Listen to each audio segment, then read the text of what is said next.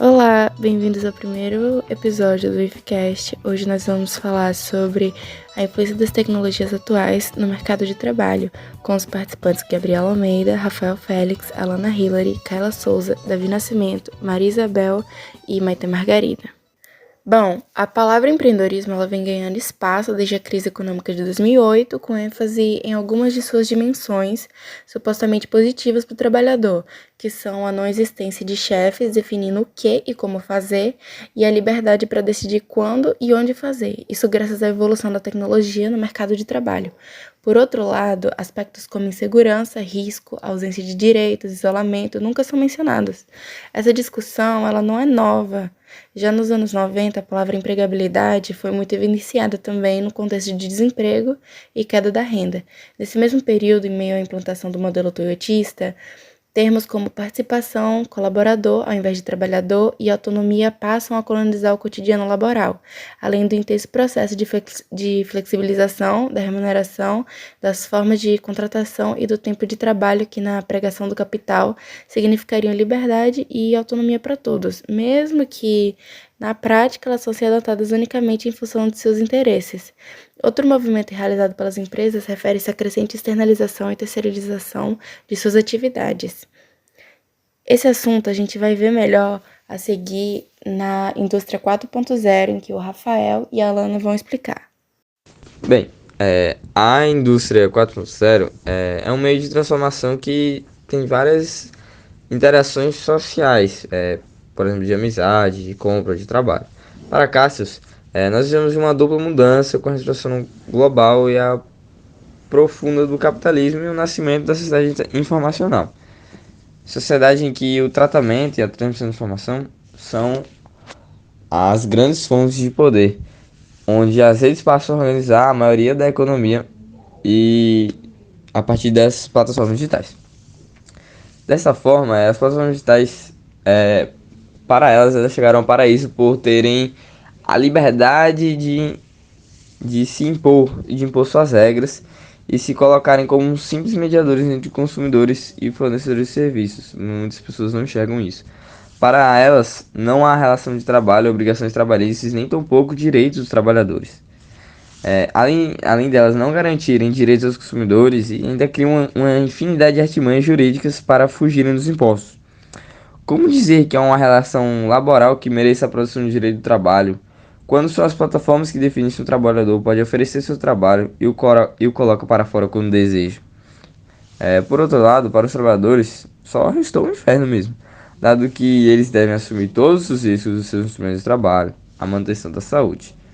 Entretanto, é exatamente a vez desse trabalho intenso, pressionado, precário e muitas vezes incerto, que nada tem a ver com o ganho da liberdade e o ganho fácil do dinheiro, que tem levado os trabalhadores a se mobilizarem e procurarem reivindicar os seus direitos e condições laborais melhores, né? Exatamente, Rafael.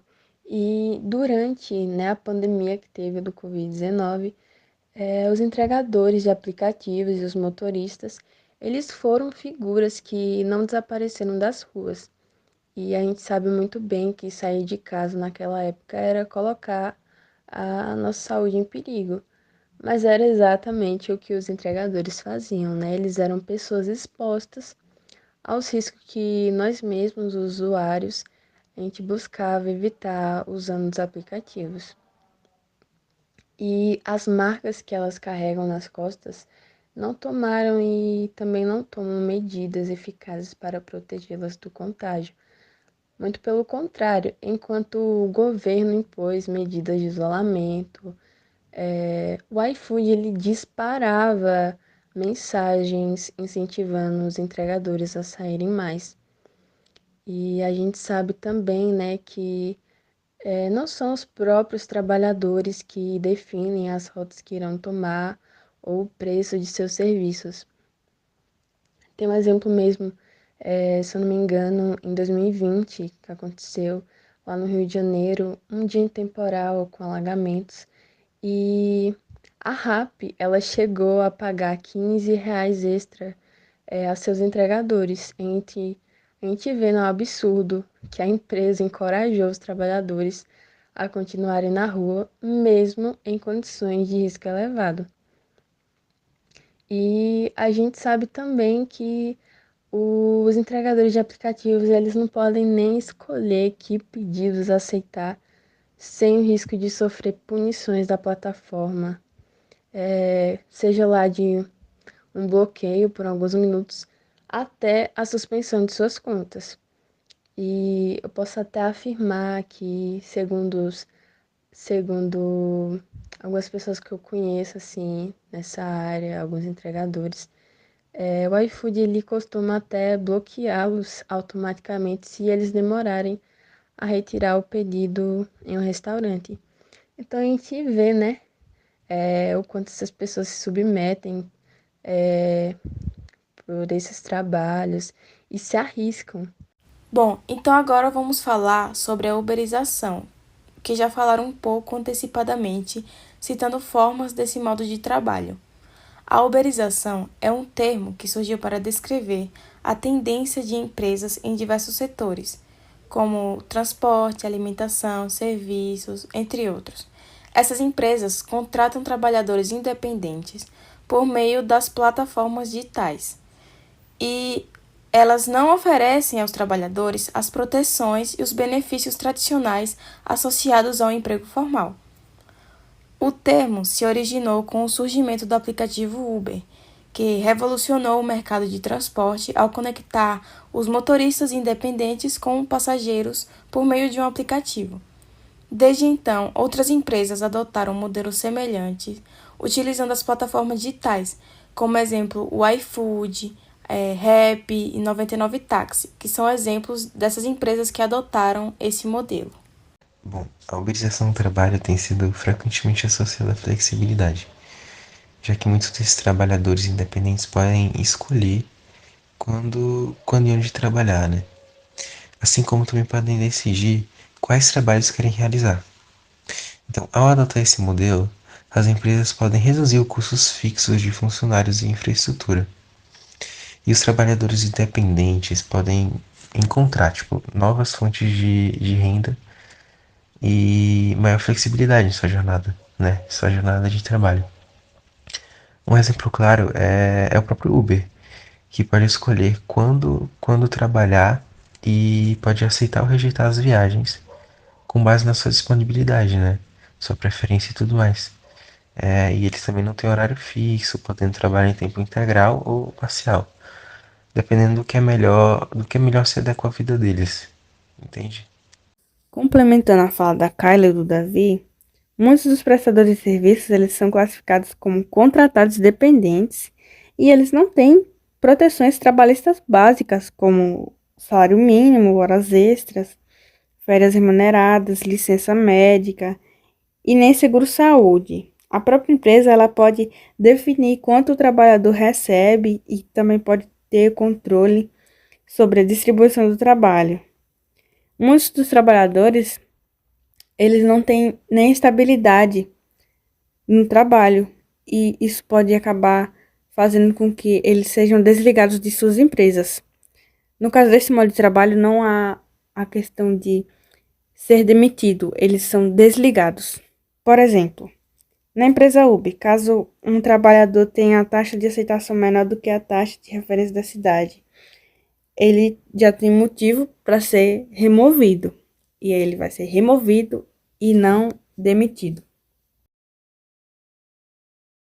Complementando a fala da Kyla e do Davi, muitos dos prestadores de serviços eles são classificados como contratados dependentes e eles não têm proteções trabalhistas básicas como salário mínimo, horas extras, férias remuneradas, licença médica e nem seguro-saúde. A própria empresa ela pode definir quanto o trabalhador recebe e também pode ter controle sobre a distribuição do trabalho.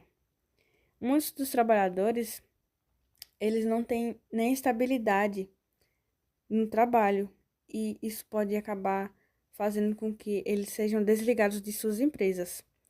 No caso desse modo de trabalho, não há a questão de ser demitido, eles são desligados. Por exemplo, na empresa Uber, caso um trabalhador tenha a taxa de aceitação menor do que a taxa de referência da cidade, ele já tem motivo para ser removido.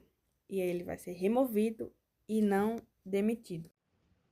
Pensando nisso, na uberização, na plataformização do trabalho e nessas novas tecnologias que estão surgindo, percebemos que isso é a total desumanização das relações trabalhistas, pois muitas vezes esses trabalhadores passam a maior parte do seu dia esperando corrida, esperando pedido para entregar e acabam entregando dois pedidos e recebem por aqueles dois pedidos, sendo que eles estavam ainda disponibilizando seu tempo, esse tempo todo sem ganhar dinheiro com isso. Além dos custos que eles têm antes de entrar para o aplicativo, como comprar um automóvel, o gasto com a gasolina, o gasto com os equipamentos de segurança. Falando nisso, uma segurança que principalmente motoboys não têm durante o trânsito, como acidentes e discussões durante o trânsito. Os motoristas de Uber, taxistas, eles são sujeitos a assaltos, a perder o carro que foi comprado justamente para, para esse trabalho, para a utilização desse aplicativo.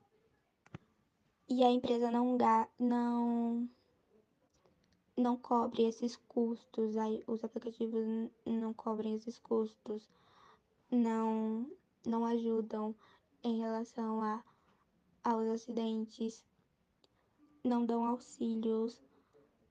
Então, eles começaram, os entregadores e os motoristas, a se mobilizarem e pedirem, exigirem reajustes de preços de entrega e ser entregue equipamentos,